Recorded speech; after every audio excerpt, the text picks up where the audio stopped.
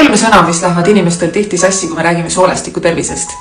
Mis need siis on? Kõigepealt prebiootikumid. Need on kiudained, mida sa ise enda toiduga sisse sööd. Sellest toituvad ka head bakterid sinu soolestikus. Kui sa tarbid aedvilju, puuvilju, marju, seemneid, teatud superfood pulbreid, näiteks vetikaid, seda parem elukeskkond on ka sinu soolestikus elavatel headel bakteritel, kes ka seda toitu söövad. Kui sa aga sööd palju üleliigselt töödeldud toitu ja rämpstoitu, suhkrut, tärklist, siis see hävitab tervislikku mikrofloorat ja need bakterid jäävad nälga. Selline toit soodustab näiteks pärmseene vohamist, parasiitide tekkimist, ehk siis see on toit hoopis halbadele bakteritele. Probiootikumid on need bakterid ise, kes sinu soolestikus siis tegutsevad ja toimetavad. Mida tervislikumat elustiili sa elad, seda rohkem nemad saavad paljuneda, seda rohkem sul neid soolestikus on ja seda parem on sinu tervis. Ja 3. kõige keerulisem, millest paljud üldse aru ei saa, on postbiootikumid. Need on probiootikumide toodetud kasulikud ained, mis päriselt seda mõju avaldavad tervisele. Mida kauem probiootikumid on tööd teinud, seda rohkem nad neid postbiootikume ka toodavad.